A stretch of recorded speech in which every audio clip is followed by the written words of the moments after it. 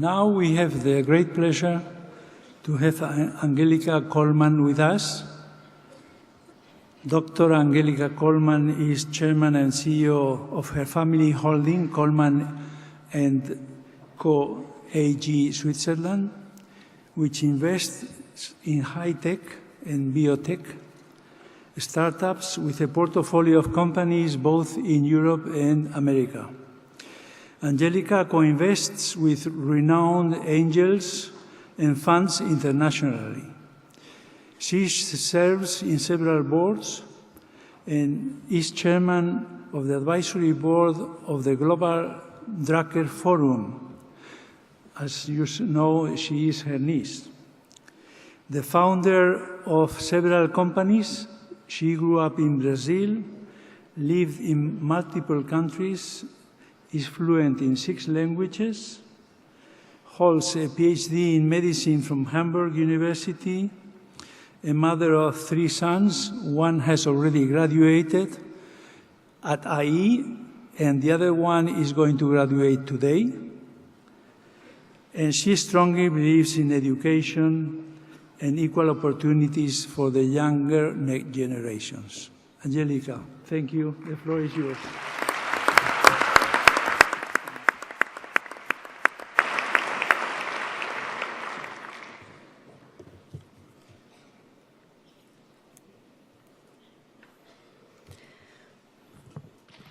Buenas tardes, estimados estudiantes. En la última clase, hoy, después de un año en Madrid y antes de recibir el diploma del máster, me gustaría testar su español. Just kidding. I'm not going to test your Spanish. I'll continue in English. Dear Santiago, dear Guillermo, dear faculty, dear parents, relatives, ladies and gentlemen, and most importantly, dear graduates. It is a pleasure to be here in Madrid at IE, an internationally highly regarded university, not only in the heart of Spain, but in the heart of Europe. When Santiago Inés first asked me to give this speech, I asked myself, what should be the message that I would like to pass on? There is so much advice you know and heard before, like follow your heart or try to find what makes you happy, not what makes you most money. I wouldn't want to bore you by repeating all this, but then it's all true. Today, I want to leave you with 3 messages of my own. All of them result of almost 40 years building businesses, building a family, supporting young entrepreneurs, and investing around the world. My first message is a personal one. I grew up in Brazil as a result of persecution and war in Europe. As children, my parents fled from Germany to Argentina and Peru, together with my grandparents. Among the few and most important things they could take with them from home were their education and knowledge, allowing them to succeed in a new environment. Even though they became wealthy, they passed on their conviction that money really doesn't matter as much as what you have in your brain. They passed it on to their children, to me.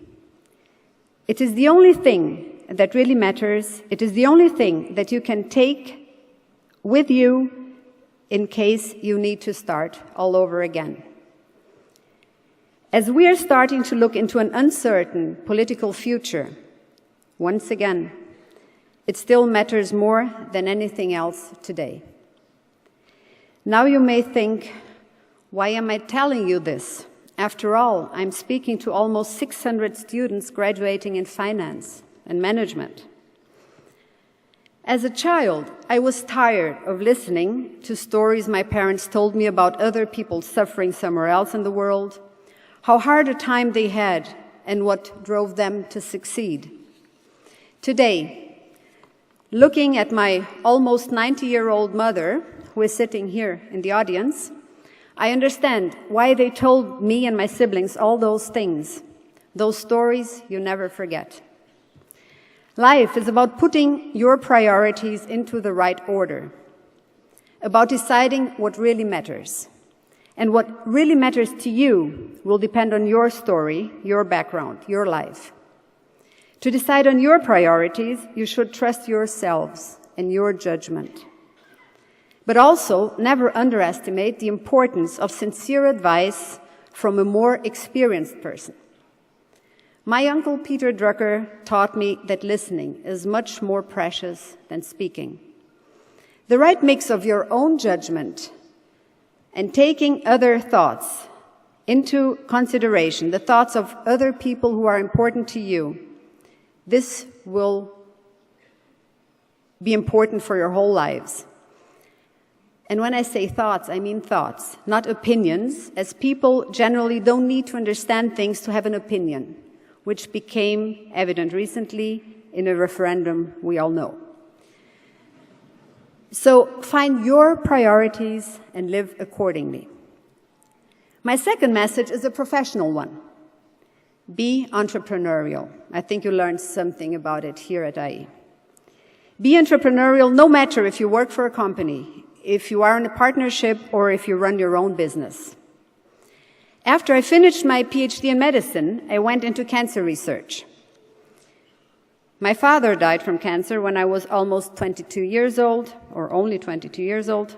I felt at that time that I was doing something of meaning. But after almost 2 years of mostly lab work, I decided to quit. I found it too protracted to make it short. Because of my research, however, I had the opportunity of a great start into the pharmaceutical industry. At that time, I was your age, between 25 and 26. And lucky to get a job without a direct boss, as they were still looking to fill the position of the sales and marketing director. Although I had no idea what marketing meant at the time, it was decided that I should lead a product group with responsibilities in over 50 countries. In my new position, I had the freedom to take action, and I used it. I traveled to most of the countries under my responsibility and listened to the employees in the subsidiaries to learn what their needs were. To my surprise, all the traveling yielded results very quickly, and I closed the company's first contract in China. Within a year, my group was the best-selling group in the company and the fastest growing within the parent company. I was by far the youngest manager at the time, and I was the only woman, and I'm happy to see so many female graduates here. Filled with self-confidence, I decided to become even more active. I heard from a relative in the US that an interesting pharmaceutical company was up for sale. I called the headquarters of my company to speak to the managing board and let them know of the opportunity. The next day, I got a call back.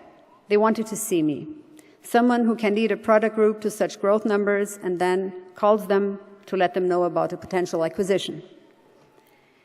Even though I started out with little expertise in the position I had, which the position seemed far too senior for me at the time, I managed to succeed. Looking back, there were a million ways I could have failed, but I was too naive to know. I certainly made many mistakes, but none so bad that anyone would have noticed. Always try to be bold and act as an entrepreneur. As a leader, be bold enough to give your subordinates the freedom to make mistakes. Success stories come from action, not inaction. My last message is a general one. A few weeks ago, I was in Washington, where I listened to a speech by President Obama.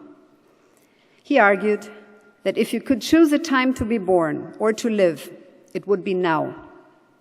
Despite all problems in the world, never before were poverty, as well as death rates due to wars and diseases, so low. You are here now. You are here with fellow graduates from over 100 countries, with different cultures and different languages. You are leaving IE to start on a new journey. You actively will help create the future.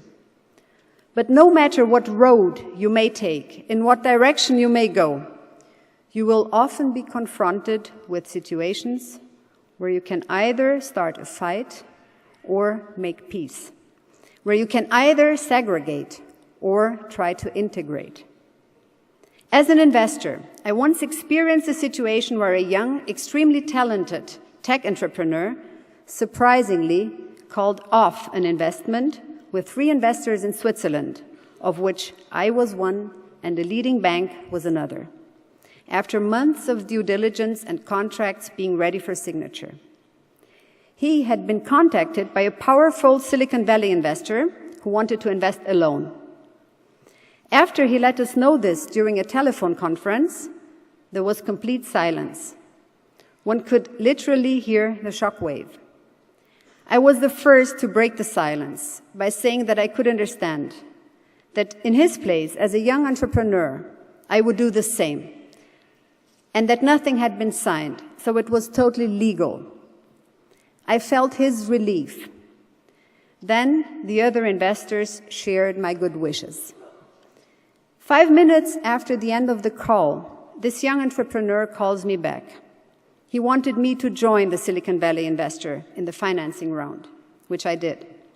Today, the company is valued at hundreds of millions of dollars, and I'm glad I had given the young founder my support in this situation and before, without expecting anything in return. There are many clever people out there, as you all. But giving support, human credit, and trying to unite rather than divide will lead you to find satisfaction beyond the financial value and lead to success in situations where you don't even expect it. There is a large amount of responsibility in your hands to change the world for the better by uniting rather than dividing. I am sure that your experience at IE was not only of very high academic, but much more of an immense human value. You and your parents, as well as the faculty and staff that accompanied you, can be very proud today. Thank you.